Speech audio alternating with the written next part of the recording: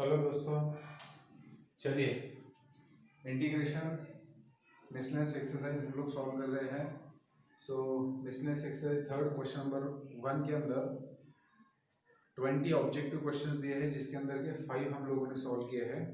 6 से आगे अभी डिस्कस करेंगे। तो मैंने ऑप्शन नहीं यहाँ पर लिखे हैं due to the lack of space, तो आप लोग ऑप्शन बुक में देख सकते हो, ठीक है।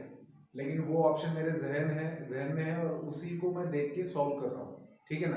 क्योंकि इंटीग्रेशन के अंदर ऐसा होता है कि आपको ऑप्शन के अंदर आंसर किस फॉर्म में दिया है उसको देख के आपको उसको इंटीग्रेट करना पड़ता है, ठीक है ना।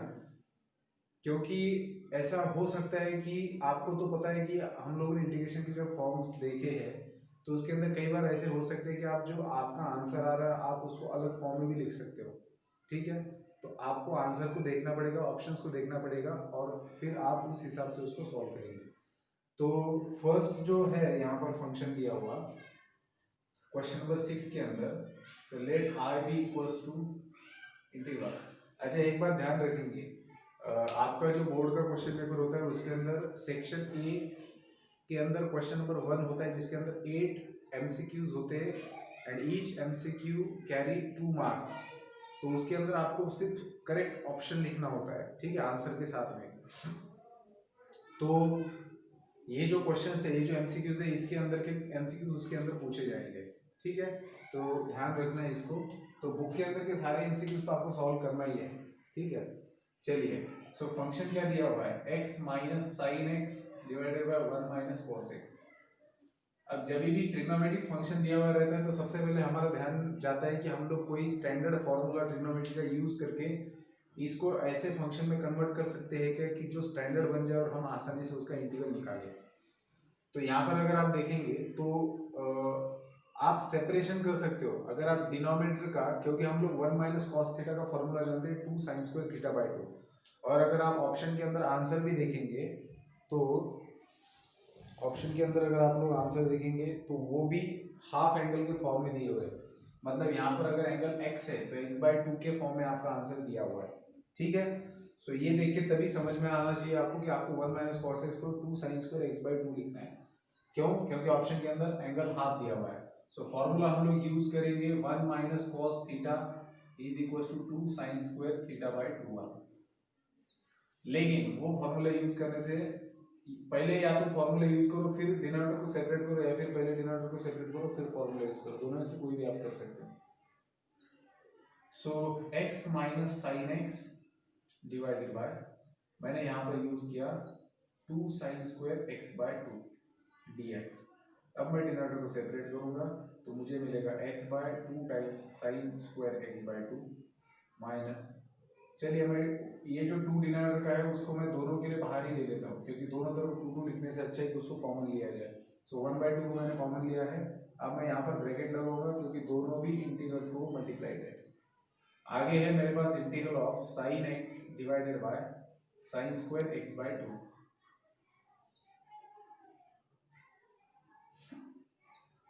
अच्छा ठीक है, यहाँ पर आपका 1/2 कैंसिल हो सकता है, इसलिए बाहर लेने की जरूरत नहीं है, इसको यहीं पर रखते हैं, ठीक है। या फिर सिर्फ इस इंटीग्रल के लिए बाहर लेते हैं, यहाँ पर ऐसे ही रहने देते हैं, क्योंकि आपको फिर साइन एक्स की जगह पर, क्योंकि नीचे आपको साइन स्क्वायर x/2 दिख रहा है, तो आप ऊपर साइन थीटा का फॉर्मूला यूज कर सकते हो 2 sine theta by 2 into cos theta by 2, सही है। यूज करो आप। 1/2 यहाँ पर आपको मिलेगा x इंटू, इसको अगर न्यूमरेटर में ले आएंगे तो आपको मिलेगा cosec square x/2 minus integral of 2 cancel हो गया किसके साथ में, अब जो मैं लिखूंगा उसके साथ। साइन एक्स की जगह पर हम लोग लिख रहे हैं 2 sine x/2 into cos x/2 divided by 2 times sine square x/2 dx। 2 cancel हो रहा है, एक साइन इसके साथ में कैंसिल हो रहा है, तो आपके पास क्या बचा बेटा, हाफ टाइम्स। अब यहाँ पर तो इंटीग्रेशन बाय पार्ट्स अप्लाई होने वाला है, तो ये अलजेब्रिक फंक्शन है, ट्रिग्नोमेट्रिक फंक्शन है, तो सीक्वेंस क्या होता है LIATE, तो अलजेब्रिक पहले होता है ट्रिग्नोमेट्रिक बाद में, तो ये बराबर लिखा हुआ है पहले से, ठीक है। x into cosec square x/2 minus यहाँ पर आपके पास cos x/2 divided bye sin x/2, तो बचेगा cot x/2। तो cot x/2 का तो डायरेक्टली आप इंटीग्रल निकाल सकते हो क्योंकि स्टैंडर्ड फंक्शन है, लेकिन इसके लिए आपको इंटीग्रेशन बाय पार्ट्स अप्लाई करना पड़ेगा। तो मैं क्या कर लेता हूँ, इंटीग्रेशन बाय पार्ट्स अप्लाई करके इसका वैल्यू निकाल लेते हैं हम लोग। तो इसका वैल्यू कैसे आएगा, पहला फंक्शन एज इट इज, दूसरे का इंटीग्रेशन। अब कोसेक स्क्वायर x बाय 2 का इंटीग्रेशन क्या होता है, कोसेक स्क्वायर x का इंटीग्रेशन क्या होता है, माइनस कॉट x। क्यों, क्योंकि कॉट x का डेरिवेटिव क्या होता है, माइनस कोसेक स्क्वायर x। सो कोसेक स्क्वायर x का इंटीग्रेशन क्या होगा, माइनस कॉट x। तो आपको यहाँ पर मिलेगा minus times cot x by 2, लेकिन x का जो भी कोएफिशिएंट होता है उससे हमें डिवाइड करना होता है। सो 1/2 से डिवाइड करेंगे। यहाँ पर बहुत से बच्चे डिनोमिनेटर में 2 लिखते हैं 1/2 की जगह पर, तो आंसर गलत हो जाता है। x का कोएफिशिएंट 1/2 है तो 1/2 से डिवाइड करना है, ठीक है। तो ये 2 ऊपर आके मल्टीप्लाई होगा। तो पहला फंक्शन एज इट इज, दूसरे का इंटीग्रेशन माइनस इंटीग्रल ऑफ पहले का derivative that is x to 1 और दूसरे का इंटीग्रेशन आएगा माइनस cot x बाय 2 और डिवाइड करेंगे इसको 1/2 से माइनस। अब इसका आपको इंटीग्रेशन लेना है। सो cot x का इंटीग्रेशन क्या होता है, log of mod sin x। सो यहाँ पर x बाय 2 है, सो वो आएगा log of mod sin x by 2 और x का कोएफिशिएंट है 1/2, सो 1/2 से डिवाइड करेंगे आप, ठीक है। सो इस तरीके से आपका आंसर आ रहा है। अब यहाँ पर एक इंटीग्रेशन निकालना बाकी है। सो इस 2 को मैं ऊपर ले आऊंगा तो मुझे मिलेगा minus 2x cot x by 2। यहाँ पर माइनस माइनस प्लस है आपके पास और ये 2 भी ऊपर आया है तो 2 टाइम्स, और जो इंटीग्रल के अंदर cot x बाय 2 है उसका इंटीग्रल आएगा log of mod sin x by 2 और फिर आप इसको डिवाइड कर रहे हो 1/2 से और ये ऐसे ही रहेगा minus 2 times log mod sin x by 2, ठीक है। सो बेटा ऊपर का मैं हटा देता हूँ, अभी आप लोग लिख सकते हो पॉज करके। तो देखिए क्या मिल रहा है आपको, यहाँ पर minus 2 times x cot x by 2, ये 2 ऊपर आएगा तो आपको मिलेगा 4 times log of sin x by 2 minus 2 times log of mod sin x by 2 plus c। अब ये दोनों भी सेम है और दोनों के कोएफिशिएंट अलग है, तो फाइनली आपको मिलेगा 4 times log of mod sin x by 2 minus 2 times log of mod sin x by 2, तो बचेगा क्या, प्लस 2 टाइम्स log ऑफ 4 में से 2 चले गए log of sin x by 2, ठीक है, प्लस c और यहाँ पर आपके पास बचेगा minus 2x cot x by 2। So this is your final answer. ये है आपके 6th वाले क्वेश्चन का आंसर, ठीक है। तो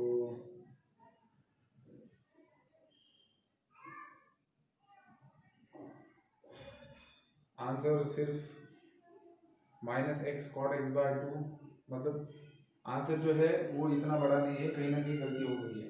तो क्या गलती हुई है अब उसको ढूंढना पड़ेगा हमें, ठीक है। तो क्या गलती हो गई है, तो सबसे पहले हम लोगों ने क्या किया था, 2 साइन स्क्वायर एक्स बाय 2, तो 1/2 को तो बाहर लिया, ठीक है। फिर यहाँ पर भी चलिए, तो कहीं ना कहीं गलती हुआ, इसको फिर से सॉल्व किया जाए क्योंकि आंसर आपका सिर्फ इतना आता है, आंसर ये भी नहीं आता, minus x cot x by 2 आता है, ठीक है। तो कैलकुलेशन में मिस्टेक हुआ है, लेकिन इसी तरीके से करना है। तो अभी मैं स्टेप बाय स्टेप नहीं करता, थोड़ा सा जब मैं इसको सेपरेट कर रहा हूँ तो मुझे क्या मिलता है, x into 1 minus cos x है 2 साइन स्क्वायर एक्स बाय 2, तो आपको मिलेगा 2 कोसेक स्क्वायर एक्स बाय 2, ठीक है, और ये dx माइनस यहाँ पर मेरे पास है 2 sine x by 2 into cos x by 2 divided by 2 times cosec square sorry sine square x by 2 dx। So ये 2 2 कैंसिल हो रहा है, एक साइन इसके साथ में कैंसिल हो रहा है, तो यहाँ पर बच रहा है cot x बाय 2 dx, ठीक है। अब यहाँ पर क्या बच रहा है आपके पास, सो 1/2 को बाहर ले लेते हैं और ब्रैकेट के अंदर क्या बचेगा, सो पहला फंक्शन एज इट इज, दूसरे का इंटीग्रेशन आएगा minus cot x by 2 divided by 1/2, पहला फंक्शन एज इट इज, दूसरे का इंटीग्रेशन माइनस, नीचे लिखता हूँ, चलिए यहीं पे लिखता हूँ, माइनस इंटीग्रल ऑफ पहले का डेरिवेटिव दूसरे का integration that is minus cot x by 2 divided by 1/2 और ये dx, और इसका क्या आ रहा है, माइनस कॉट एक्स dx, ठीक है। तो क्या होगा,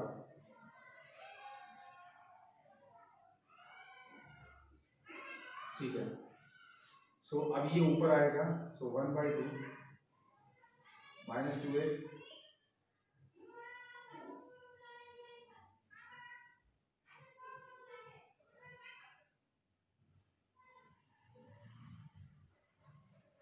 minus cot x d x, ठीक है, ये यहाँ पर ब्रैकेट आएगा।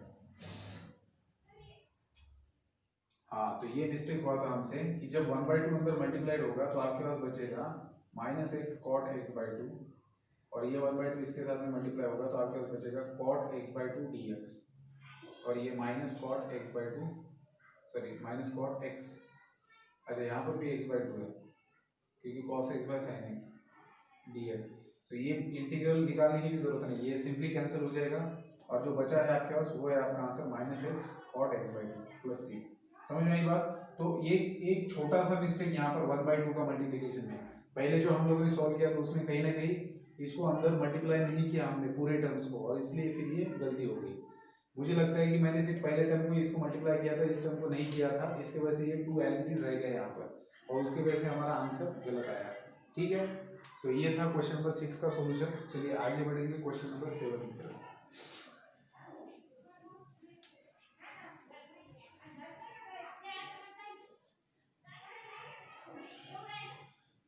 अब क्वेश्चन नंबर 7 के अंदर आपको क्या दिया बेटा, दो फंक्शन दिए हैं F of X sine inverse X divided by root of 1 minus x square, और दूसरा फंक्शन आपको दिया है E raise to sine inverse X, ठीक है, और आपको फाइंड आउट करना है integral of F of X into G of X, मतलब इन जो दिए गए दो फंक्शन से उनके प्रोडक्ट का इंटीग्रेशन फाइंड आउट करना है।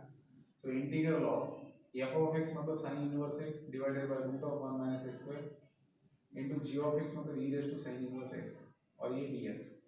सो क्लियरली देखते ही समझ में आ जाता है कि साइन इनवर्स एक्स की जगह पर सब्स्टिट्यूशन आ रहा है, क्या साइन इनवर्स एक्स की जगह पर टी रखेंगे, so put sine inverse x is equal to t, और इसको डिफरेंशिएट करेंगे विद रिस्पेक्ट टू एक्स, तो आपको पता है इसका डेरिवेटिव आएगा 1 by root of 1 minus x square, और इसका डेरिवेटिव आएगा dt by dx, so dx left में आके मल्टीप्लाई होगा, so 1 by root of 1 minus x square dx is equal to dt, so ये 1 by root of 1 minus x square dx बन जाएगा dt, और आपके पास इस साइन इनवर्स एक्स की जगह पर आएगा t इनटू यहाँ पर आपके पास बचेगा e रेज़ टू t, और ये डिनोमिनेटर इनटू dx बन जाएगा dt।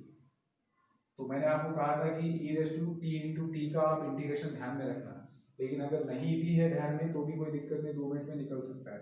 तो ये अलजेब्रिक पहले रहेगा, एक्सपोनेंशियल बाद में। सो पहला फंक्शन एज इट इज, दूसरे का इंटीग्रेशन माइनस इंटीग्रेशन ऑफ पहले का डेरिवेटिव इनटू दूसरे का इंटीग्रेशन dt, सो ये आता है t into e raise to t minus e raise to t, so plus c, और e raise to t common निकलता है, t माइनस 1 इसका इंटीग्रल आता है। सो बेटा t का वैल्यू हम लोगों ने क्या लिखा था, साइन इनवर्स x, सो फिर से वापस इसके अंदर रख देंगे, तो e raise to sine inverse x, और ब्रैकेट के अंदर आपके पास बचेगा sine inverse x minus 1 plus c। तो एक बार आंसर चेक कर लेता हूं मैं। चलिए, तो इस बार बिल्कुल सही है हमारा answer, e raise to sine inverse x in bracket sine inverse x minus 1 plus c, ठीक है। सो 6 एंड 7 सॉल्व हो गए। चलिए आगे बढ़ते हैं क्वेश्चन नंबर 8 की तरफ।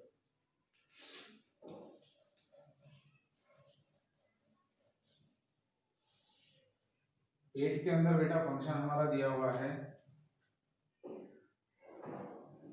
tan cube x into sec cube x dx, and this is equals to 1 by m sec raised to mx minus 1 by n sec raised to nx plus c।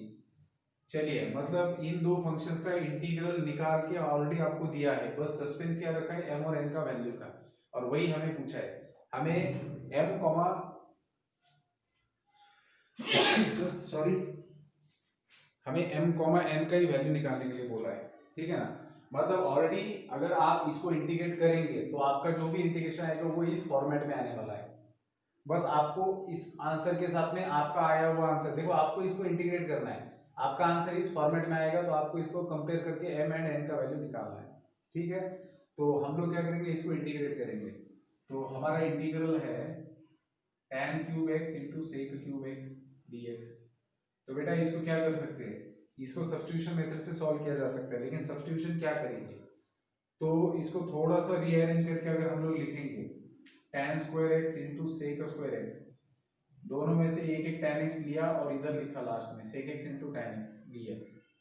तो आपके पास ऑलरेडी एक sec square x है, इसको मैं पहले लिख देता हूँ, फिर आपके पास tan स्क्वायर x है, तो tan स्क्वायर x को आपने लिखा sec स्क्वायर x माइनस 1, तो ये sec स्क्वायर x यहाँ है, tan स्क्वायर x को मैंने ऐसे लिखा है, ठीक है, और ये sec x into tan x है, अब इसको आपको देख के समझ में आ गया होगा कि यहाँ पर सब्स्टिट्यूशन क्या किया जाए।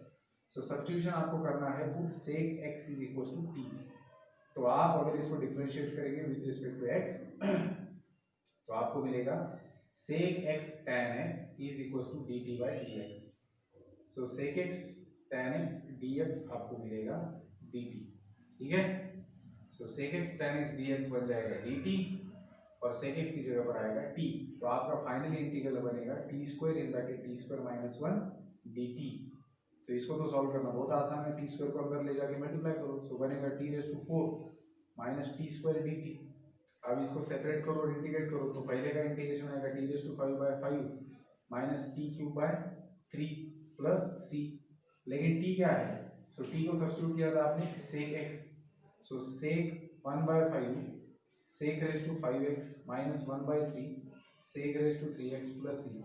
अब इसको अगर आप इसके साथ में कंपेयर करेंगे तो 1 बाय m का वैल्यू क्या है, 1 बाय m का वैल्यू आप लिखेंगे 1 बाय 5 और 1 बाय n का वैल्यू क्या लिखेंगे 1 बाय 3। तो m का वैल्यू आएगा 5 और n का वैल्यू आएगा 3। सो आपको m कॉमा n का वैल्यू निकालना था, सो 5 comma 3 is the right answer, that is option number A, ठीक है। सो यहाँ पर क्वेश्चन नंबर 8 सॉल्व होता है। चलिए आगे बढ़ते हैं क्वेश्चन नंबर 9 की तरफ।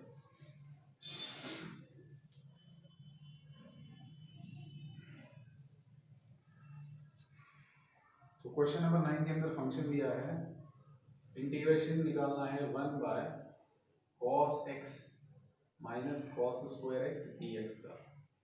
तो आप लोग क्या कर सकते हो, डिनोमिनेटर में से cos x को कॉमन निकालो, तो यहाँ पर बचेगा 1 और सेकंड टर्म में बचेगा cos x और यहाँ पर आपके पास है dx, ठीक है। अब इसको क्या कर सकते हैं जिससे हमारा क्वेश्चन हल हो सकता है, तो यहाँ पर आपको सोचना है कि कैसे इसको किया जाए, क्या सब्स्टिट्यूशन करें या फिर क्या करें जिससे हमारा क्वेश्चन सॉल्व हो सकता है। तो देखो बेटा, ये यहाँ पर अगर हम लोग cos स्क्वायर x से डिवाइड करते हैं ऊपर और नीचे, तो उससे क्या फायदा होगा, देखो 1 by cos square x, numerator को cos स्क्वायर x से डिवाइड किया, अब डिनोमिनेटर को भी cos स्क्वायर x से डिवाइड करूंगा, 1 minus cos x divided by cos square x dx, ठीक है। नहीं होगा इससे काम, क्योंकि ऊपर सेक स्क्वायर आएगा, नहीं आएगा। अच्छा, हम लोग एक तो कर सकते हैं, एडजस्टमेंट तो कर सकते हैं, यहाँ पर 1 माइनस cos x दिख रहा है और यहाँ पर 1 दिख रहा है, तो हम लोग क्या एडजस्टमेंट कर सकते हैं, 1 को लिख सकते हैं 1 minus cos x plus cos x, तो cos x और cos x कैंसिल हो जाएगा तो न्यूमरेटर में 1 ही बचेगा। तो न्यूमरेटर का एडजस्टमेंट आपने इस तरीके से किया और इसको डिवाइड है cos x into 1 minus cos x dx, ठीक है। अब आप लोग क्या कर सकते हो, इसको एक टर्म मान लीजिए और डिनोमिनेटर को सेपरेट कीजिए। तो जब डिनोमिनेटर को सेपरेट करेंगे तो 1 minus cos x divided by cos x into 1 minus cos x लिखेंगे इंटू dx प्लस आपके पास यहाँ पर आएगा cos x divided by cos x into 1 minus cos x dx। So cos x will get cancel, 1 minus x will get cancel with 1 minus x, तो बचेगा क्या 1 by cos x dx और यहाँ पर बचेगा 1 by 1 minus cos x dx, ठीक है। चलिए इसका इन खत्म हो गया तो इसको बाजू में डाल देते, नेक्स्ट मार्कर आएगा हाथ में। यहाँ पर क्या बचा है sec x dx plus 1 minus cos x को लिख सकते हैं बेटा 2 sin square x by 2 dx। तो इसका इंटीग्रल क्या होता है, साथ में लिखेंगे दोनों का इंटीग्रल, तो sec x dx को तुरंत ऐसे ही लिख देते हैं, 1 by 2 को बाहर ले लिया और इसको न्यूमरेटर में ले गए, तो sin 1 by sin होता है cosec square x by 2 dx, ठीक है। सो sec x का इंटीग्रल होता है log of mod sec x plus tan x plus 1 by 2 और cosec स्क्वायर x by 2 का इंटीग्रल क्या होता है minus cot x by 2 divided by 1 by 2, ठीक है। तो ये 1 by 2 और ये 1 by 2 कैंसिल हो गया, तो आपका आंसर क्या आएगा log of mod sec x plus tan x minus cot x by 2 plus c, ठीक है। सो बिल्कुल हमारा आंसर सही है। तो यहाँ पर क्वेश्चन नंबर 9 खत्म होता है। आगे बढ़ेंगे क्वेश्चन नंबर 10 की तरफ। क्वेश्चन नंबर 10 के अंदर जो फंक्शन दिया है बेटा, उस टाइप के एक फंक्शन को हम लोगों ने एक्सरसाइज के अंदर सॉल्व किया है, उस टाइप का एक क्वेश्चन, ठीक है। लेकिन जब खत्म हो जाता है और अगर आप इंटीग्रेशन को रिवाइज नहीं करते हो तो ऐसे लगता है कि यार ये कौन सा नया टाइप का फंक्शन आ गया, कैसे इसको इंटीग्रेट करें। ऊपर वालों को हटा देता हूं मैं, देख रहे हो 10th को। जो हम लोगों ने सॉल्व किया था क्वेश्चन, उसके अंदर कॉट की जगह tan था, तो इस क्वेश्चन को कैसे सॉल्व किया जाए। तो आपका इंटीग्रल दिया है root cot x divided by sine x into cos x. देखो इसको हम लोग सॉल्व कर सकते हैं सब्स्टिट्यूशन से, लेकिन अभी जिस पोजीशन में फंक्शन हमारे पास है उस पोजीशन में इसको हम लोग सब्स्टिट्यूशन, किस चीज का सब्स्टिट्यूशन करें जिससे, मतलब अभी सब्स्टिट्यूशन पॉसिबल ही नहीं हो सकता। आप जो मर्जी सब्स्टिट्यूशन करना, वो हालात आप नहीं बना सकेंगे कि जिसको हम लोग बेसिकली सब्स्टिट्यूशन करते क्यों है, क्योंकि हम उसको स्टैंडर्ड फॉर्म में कन्वर्ट करें या फिर पर्टिकुलर टाइप में कन्वर्ट करें जिससे हम लोग उसको इंटीग्रेट कर सके। अभी जिस फॉर्म में आपका फंक्शन है, तो इस सिचुएशन में आप जो मर्जी सब्स्टिट्यूशन कर लो, आप उसको इंटीग्रेट कर ही नहीं सकते, ठीक है ना। तो फिर क्या करना पड़ेगा, देखो जब हम लोगों ने एक्सरसाइज के अंदर ऐसे टाइप का एग्जांपल सॉल्व किया था, तब आपके पास रूट के अंदर tan x था और नीचे सेम था, तब आपने इसको डिवाइड किया था cos स्क्वायर x से ऊपर और नीचे, जिससे क्या हुआ था, अंदर यहाँ पर tan x था तो cos स्क्वायर x से डिवाइड क्यों किया, 1 एक cos x कैंसिल हो जाएगा और sin बाय cos tan बन जाएगा। तो आपका अंदर यहाँ पर भी tan है और यहाँ पर भी tan आएगा, और ऊपर जिस cos स्क्वायर x से आपने डिवाइड किया है तो आपको sec स्क्वायर x मिलेगा। अब यहाँ पर अगर cot है तो आपको sin से डिवाइड करना पड़ेगा, sin स्क्वायर x से डिवाइड करना पड़ेगा, जिससे क्या होगा, डिनोमिनेटर में आपको cot x मिल जाएगा। सो ये यहाँ पर जिसको समझ में आएगा उससे क्वेश्चन हल हो जाएगा, अदरवाइज आप क्वेश्चन सॉल्व नहीं कर पाएंगे, ठीक है। तो ये कुछ ऐसी ट्रिक्स होती है जिनको आपको याद रखना होता है कि कभी कभी सब्स्टिट्यूशन इस तरीके से भी करना होता है कि आप लोग उसको सॉल्व कर पाए, ठीक है ना। मतलब ये टाइप्स होते हैं जिनको आपको समझना होता है। तो चलिए ऊपर और नीचे साइन स्क्वायर एक्स से डिवाइड करते हैं, नीचे भी साइन स्क्वायर एक्स से डिवाइड करेंगे। सो एक साइन एक्स इसके साथ में कैंसिल हो गया। अब न्यूमरेटर में आपको मिल रहा है cot x into sign square x, जब न्यूमरेटर में जाएगा तो कोसेक स्क्वायर एक्स बन जाएगा, और डिनोमिनेटर में आपके पास है cos by 1 sin that is cot x। तो अभी आप cot x की जगह पर सब्स्टिट्यूशन कर सकते हो। So put cot x is equal to t। So इसको जब डिफरेंशिएट करेंगे तो minus cosec square x dx is equal to dt मिलेगा। सो दोनों तरफ नेगेटिव से मल्टीप्लाई कर दो तो कोसेक स्क्वायर x dx बन जाएगा माइनस dt, ठीक है। सो ये कोसेक स्क्वायर x dx बन जाता है माइनस dt और cot की जगह पर आएगा t। तो integration of root t divided by t, और यहाँ पर आपको मिलेगा माइनस dt। तो इसको इंटीग्रेट करना है आपको। तो ये t ऊपर चला जाएगा, सो आपके पास ऑलरेडी t रेज़ टू 1/2 है, तो नीचे का t आएगा तो t रेज़ टू -1 बनेगा, नेगेटिव साइन को बाहर ले लो, ये आएगा dt। तो नेगेटिव ऑफ इनको अगर आप ऐड करेंगे तो 1/2 -1 दैट इज 1/2 -1 dt।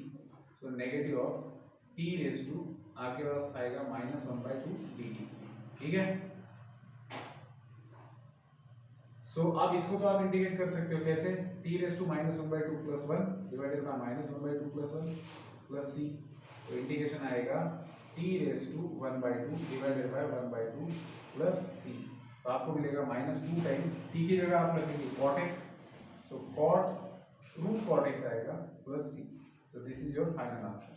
सो इस तरीके से क्वेश्चन नंबर 10 को हम लोगों ने सॉल्व किया है। आप लोग पॉज करके इसको लिख सकते हो। अब मैं वीडियो पॉज करूंगा और आगे के क्वेश्चन को हम लोग सॉल्व करेंगे, ठीक है। चलिए बेटा आगे क्वेश्चन में लिखे हैं, उनको डिस्कस करेंगे 11, 12, 13, 14, 15, 16, 17।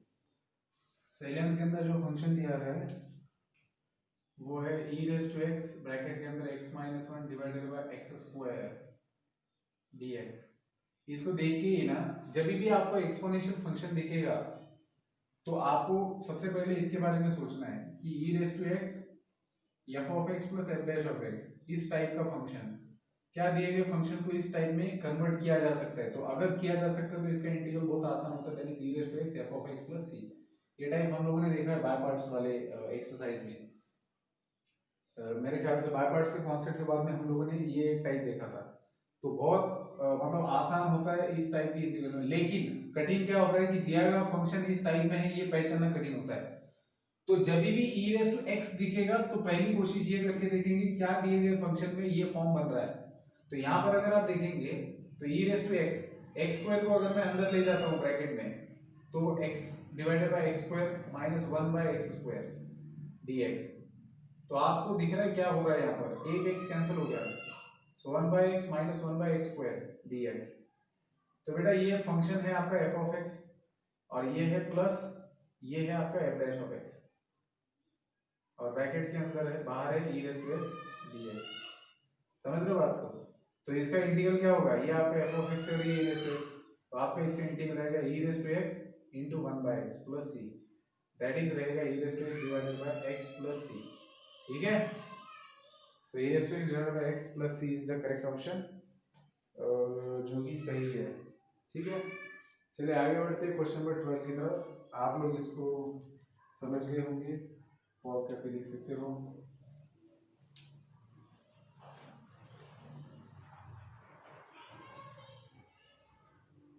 क्वेश्चन नंबर 2 है, सॉरी 12 है, sine of log x dx। सो देखो ये तो बहुत क्लियर बात है कि सब्स्टिट्यूशन से सॉल्व होगा, और इस टाइप के हम लोगों ने एग्जांपल भी देखे। साइन के अंदर जो एंगल दिया है दैट इज log x, तो ऑब्वियसली इसी की जगह पर सब्स्टिट्यूशन t आएगा। लेकिन फिर एक बार आपने log x की जगह पर t रखने के बाद में उसको एक्सपोनेंशियल फॉर्म में कन्वर्ट करना जरूरी है, तभी जाके आप इसको सॉल्व कर पाते हो। तो ऐसे टाइप हम लोगों ने देखा है, इस टाइप का फंक्शन, ठीक है, सब्स्टिट्यूशन के अंदर। तो यहाँ पर सब्स्टिट्यूशन होगा, put log x is equal to t,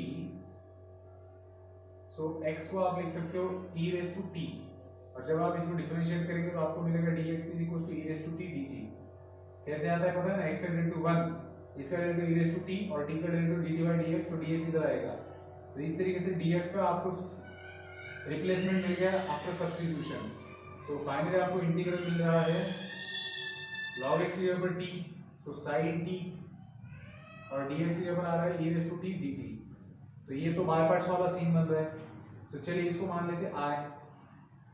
अब बेटा sin t ट्रिग्नोमेट्रिक फंक्शन और एक्सपोनेंशियल सबसे लास्ट में होता है, आपको सीक्वेंस पता है LIT, तो पहले ट्रिग्नोमेट्रिक आता है फिर एक्सपोनेंशियल। तो इसका इंटीग्रेशन कैसे होता है, पहला फंक्शन एज इट इज, दूसरे का इंटीग्रेशन मतलब e रेस टू t का integration e raise to t आएगा, माइनस इंटीग्रल ऑफ पहले का derivative that is cos t और दूसरे का integration that is e raise to t का integration e raise to t, और ये आएगा dt। सो इसको फिर से आपको लगाना पड़ेगा बाय पार्ट्स। सो जब आप इसको बाय पार्ट्स लगाएंगे तो sin t into e raised to t तो ऐसे ही जाएगा, माइनस, अब मैं ब्रैकेट डालूंगा क्योंकि अंदर अभी टर्म बनने वाले, दो टर्म। सो पहला फंक्शन एज इट इज, फिर से दूसरे का इंटीग्रेशन बनेगा e raised to t minus integral of पहले का derivative that is minus sin t और दूसरे का integration that is e raised to t dt। ठीक है, तो इसको अगर मैं सिंपलीफाई करके लिखता हूँ तो sin t into e raised to t, ये बनेगा minus cos t e raised to t, ये माइनस माइनस प्लस बनेगा और फिर बाहर के माइनस से मल्टीप्लाई होकर माइनस बनेगा, तो यहाँ पर बचेगा sin t e raised to t dt। लेकिन आप अगर देखेंगे बेटा तो ये sin t e raised to t dt क्या है, sin t e raised to t dt क्या है, integral of sin t e raised to t dt i है। तो इसकी जगह पर आप रिप्लेस कर सकते हो i को, और लेफ्ट में भी i है, तो ये i राइट लेफ्ट में आएगा तो बच जाएगा 2 टाइम्स i, और राइट में आपके पास ये दो टर्म्स बचे। देखो इसको आप लोगों ने i लिखा और लेफ्ट में लेके आए, सो i प्लस i 2i बन गया। अब e रेज़ टू t को कॉमन लिया आपने तो ब्रैकेट के अंदर बचा sin t minus cos t। ठीक है, तो i का वैल्यू आपके पास मिल गया e raise to t by 2 sin t minus cos t। ठीक है, अब t की जगह उसकी वैल्यू रख दो, so e raise to log x divided by 2, और ब्रैकेट के अंदर आएगा sin of log x minus cos of log x। ठीक है, सो ये आपको मिलेगा x बाय 2 और ब्रैकेट के अंदर ये सारी चीजें, तो यही आपका फाइनल आंसर। चलिए आगे बढ़ेंगे क्वेश्चन नंबर 13 की तरफ। सो 13 तो बिल्कुल ओरली आप बता सकते हो 13 का आंसर क्या हो सकता है।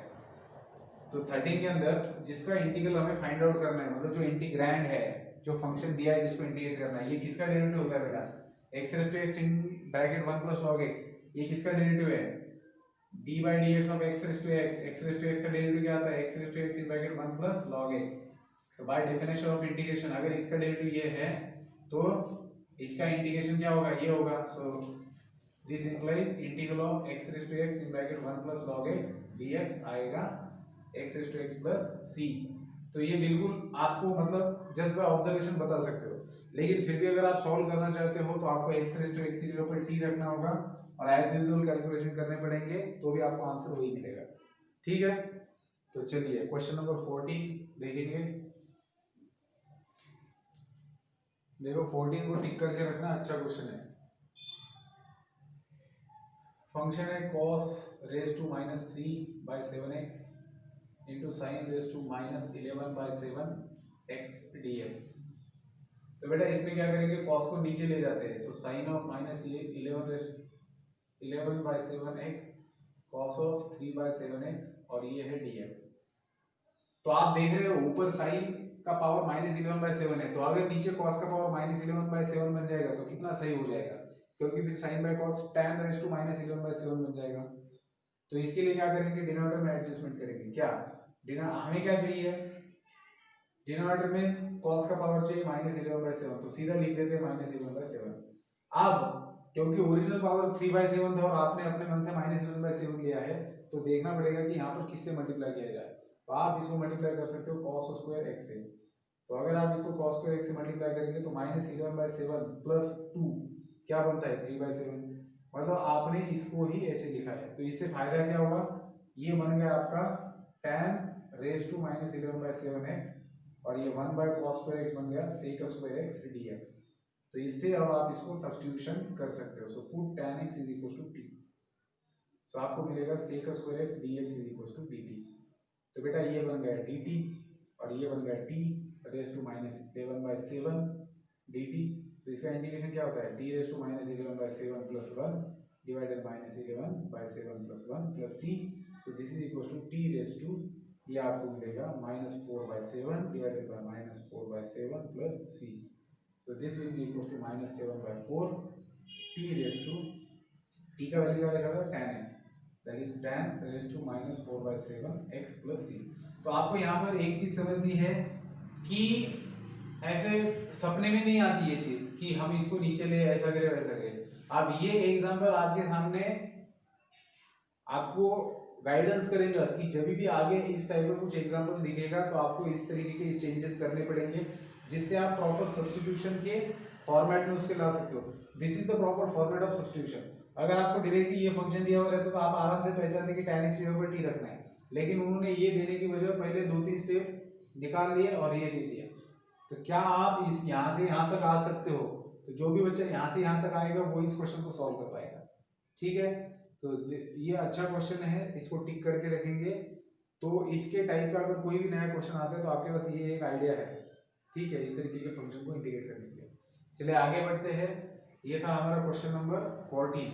अब देखते हैं क्वेश्चन नंबर 15। क्वेश्चन नंबर 15 तो बहुत सिंपल दिख रहा है, क्योंकि स्टैंडर्ड फॉर्मूले में डायरेक्टली उसको कन्वर्ट किया जा सकता है।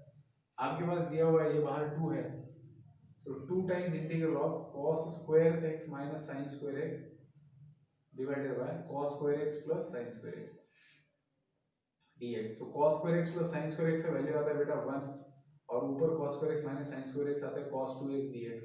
तो ये तो बिल्कुल एकदम स्टैंडर्ड फॉर्म बन गया। cos x का इंटीग्रल क्या होता है sin x, तो cos 2x का बनेगा sin 2x और x से कोएफिशिएंट से डिवाइड करेंगे तो सिंपल sin 2x आ जाएगा इसका आंसर।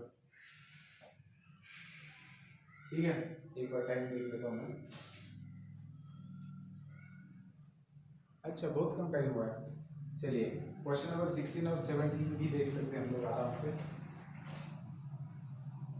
सो क्वेश्चन नंबर 16, सो 16 के अंदर इंटीग्रल है dx बाय, अच्छा मैंने दो बार dx लिखा है, dx by cos x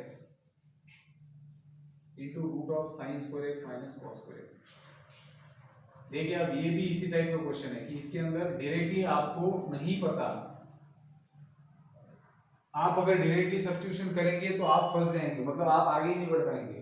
substitution तो कर रहे हो लेकिन इसको आगे कैसे सॉल्व किया जाए इसमें दिक्कत आएगी, है ना। तो आपको सोचना है कि क्या किया जाए।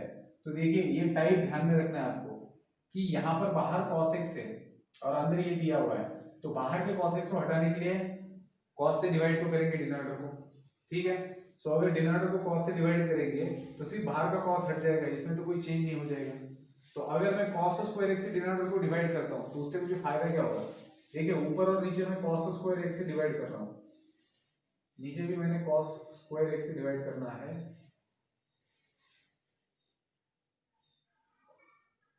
सो नीचे भी मैंने cos स्क्वायर x से डिवाइड किया, सो ये कैंसिल हो गया।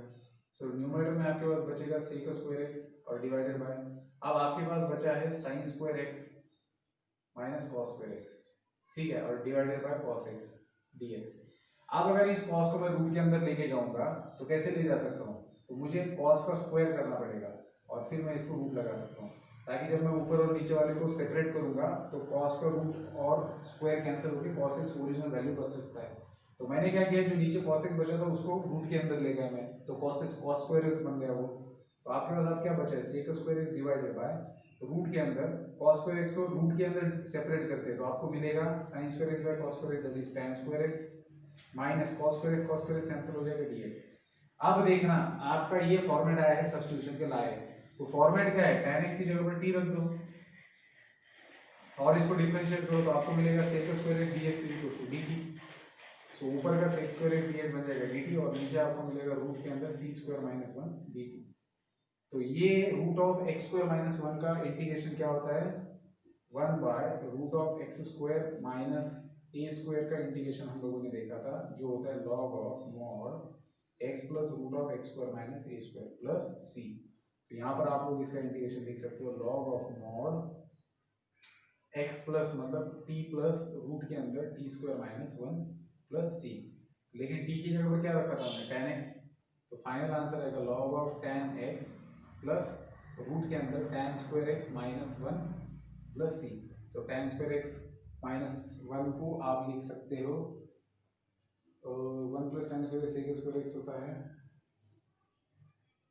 तो कुछ नहीं लिख सकते, ठीक है, रहने दो यार बेटे। तो ये आया आपका फाइनल आंसर जो कि है ऑप्शन क्या है, log of tan x minus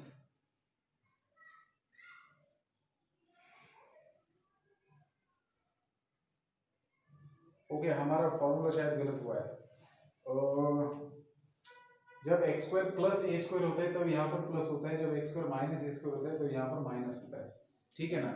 एक बार फॉर्मूला चेक कर लेना, मैं ही चेक करता हूँ, शायद सही है, क्योंकि ऑप्शन में आंसर तो सही है लेकिन साइन का डिफरेंस दिख रहा है, इसका मतलब वही है कि 1 by root of x square minus a square का जो फॉर्मूला है वो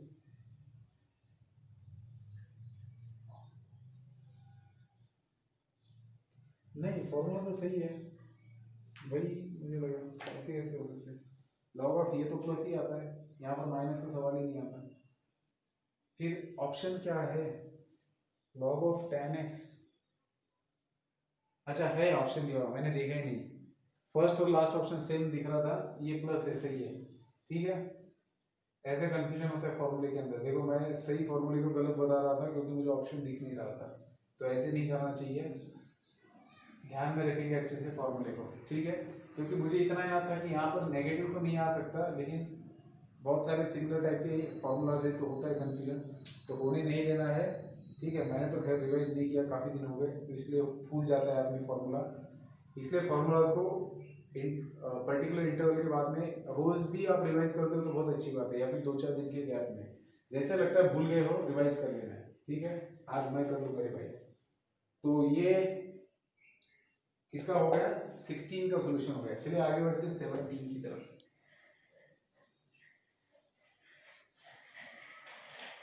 तो 17 में फंक्शन है आपका integral of log x divided by log ex whole square dx, ठीक है। अब इसको कैसे सॉल्व किया जाए, तो सबसे पहले तो मैं चाहूंगा कि log x जो डिनोमिनेटर है उसको मैं सेपरेट करके लिखूं, log ex into log ex, या फिर आप सेपरेट करने के बजाय अंदर ही आप प्रोडक्ट रूल अप्लाई कर सकते हो, log ex को आप लिख सकते हो log e plus log x, ये तो लिख ही सकते हो, इतना तो लॉगरिथम आपको पता है। और log e का वैल्यू क्या होता है, log e का वैल्यू होता है 1, सो 1 प्लस log x का होल स्क्वायर आप लिखेंगे और ये आएगा dx। ठीक है। तो log x divided by 1 plus log x का होल स्क्वायर है। अब अगर आप लोग सब्स्टिट्यूशन करते हो तो मुझे लगता है कोई दिक्कत नहीं आनी चाहिए। तो अगर मैं सब्स्टिट्यूशन करता हूँ log x की जगह पर t, तो x is equal to e raise to t लिख सकता हूँ, तो dx बन जाएगा e raise to t dt। ठीक है। सो log x की जगह पर क्या आएगा t, so t by 1 plus t square, sorry 1 by 1 plus t whole square, और dx की जगह पर आएगा e raise to t dt। अब देखो एक्सपोनेंशियल आया है तो जरूर आपको सोचना है कि कैसे इसको e raise to x f of x plus f dash of x के फॉर्म में लाया जाए। ठीक है ना, इसके बारे में आपको जरूर सोचना है। तो यहाँ पर अगर आप देखेंगे तो e रेज़ टू t है आपके पास इनटू, इसको आप लिख सकते हो, देखो ऊपर वाले को आप लिख सकते हो 1 प्लस t माइनस 1 और डिवाइडेड बाय 1 प्लस t का होल स्क्वायर इनटू dt। ठीक है। सो e रेज़ टू t, ये यहाँ पर अगर हम लोग सेपरेट करेंगे इसको ब्रैकेट के अंदर, so 1 plus T divided by 1 plus T का होल स्क्वायर, और यहाँ पर minus 1 by 1 plus T whole square.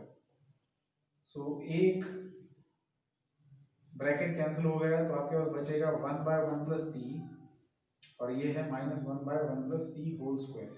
तो दिख रहा है कुछ, ये फंक्शन है आपका और उसका ये डेरिवेटिव है। तो ये है आपका एफ ऑफ टी और ये है F dash of T plus F dash of T. So therefore इसका इंटीग्रेशन आएगा e raised to t into 1 by 1 plus t plus c। So e raised to t की वैल्यू क्या थी, log x थी, तो फाइनल आंसर आपको मिलेगा e raised to log x bracket के अंदर, sorry e raised to log x into 1 by 1 plus log x plus c। ठीक है। So e raised to log x का वैल्यू आएगा x divided by 1 plus log x plus c। ठीक है ना, तो दिस इज योर आंसर। सो ये था क्वेश्चन नंबर 17 का सॉल्यूशन। चलिए मैं आगे के क्वेश्चन लिखता हूँ, 3 ही क्वेश्चन बचेंगे, तीनों को कंप्लीट कर देते तो अच्छा हो जाएगा। ठीक है ना, लिखता हूँ मैं और फिर डिस्कस करेंगे।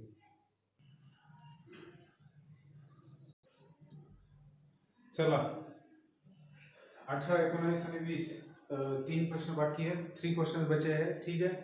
सो इनको सॉल्व कर लेते हैं, काफी आसान क्वेश्चन है ये। सो 18 क्वेश्चन के अंदर साइन ऑफ log x है plus cos of log x दिया है और dx, तो इस फंक्शन को इंटीग्रेट करना है। तो बेटा ऑब्वियसली हम लोग log x की जगह पर t सब्स्टिट्यूट करेंगे, so log x is equal to t रखेंगे, so x is equal to e raise to t मिलेगा, तो डिफरेंशिएट करेंगे तो dx is equal to e raise to t dt। तो जब आप sin log x की जगह पर t सब्स्टिट्यूट कर रहे हो तो dx की जगह पर e raise to t dt आ रहा है, तो लिख देते हैं इसको sin t plus cos t, तो ये ब्रैकेट में आएगा और e raise to t dt। तो बेटा ये आपका पहला फंक्शन है और ये दूसरा फंक्शन है, इसको बाय पार्ट्स अप्लाई करना है। सो पहला function as it is, that is sin i is equals to, इसको i मान लेते हैं, ठीक है ना। सो पहला फंक्शन एज इट इज, दूसरे का इंटीग्रेशन माइनस इंटीग्रल ऑफ पहले का डेरिवेटिव क्या आएगा, sin t का डेरिवेटिव cos t और cos t का डेरिवेटिव माइनस sin t। सो पहला फंक्शन एज इट इज, दूसरे का इंटीग्रेशन माइनस इंटीग्रल ऑफ पहले का डेरिवेटिव दूसरे का इंटीग्रेशन dt। अब आपको i इज इक्वल टू, ये एज इट इज रहेगा, आपको इसको फिर से इंटीग्रेशन बाय पार्ट्स अप्लाई करना है। तो इंटीग्रेशन बाय पार्ट्स अगर इसको अपने बाहर माइनस का साइन है तो ब्रैकेट दे देता हूं। सो पहला फंक्शन एज इट इज, ठीक है, दूसरे का integration that is e raise to t minus integral of पहले का derivative that is minus sin t और sin t का डेरिवेटिव माइनस cos t, दूसरे का इंटीग्रेशन dt। ठीक है। तो i इज इक्वल टू, ये एज इट इज रहेगा, नेगेटिव साइन जब ब्रैकेट रहेंगे तो ये बन जाएगा cos t minus sin t e raise to t। ठीक है। अब इन दोनों में से माइनस को बाहर लेंगे तो इस माइनस के साथ ये प्लस बन जाएगा और ये बाहर का माइनस इसको बना देगा फिर से माइनस। ठीक है। तो आपके पास बचेगा sin t plus cos t e raise to t dt।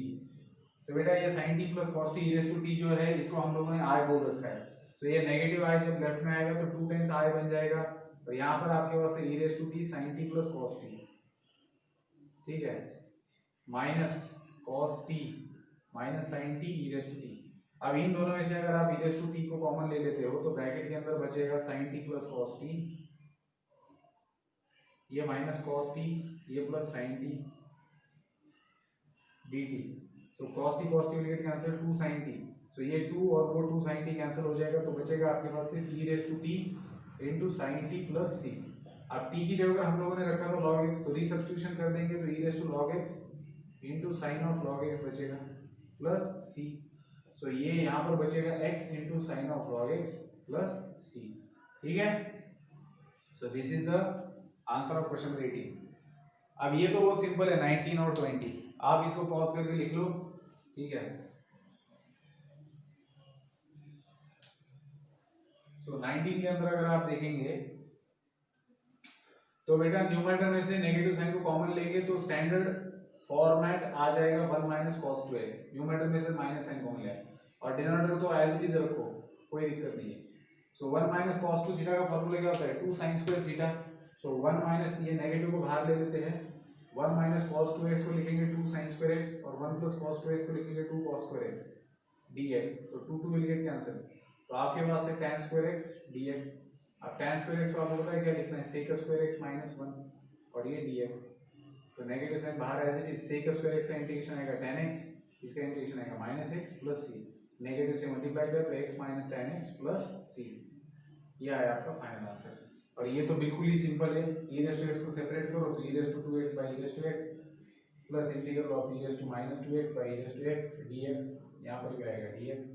तो आपके पास बचेगा e raise to x dx और यहाँ पर e raise to minus 3x dx।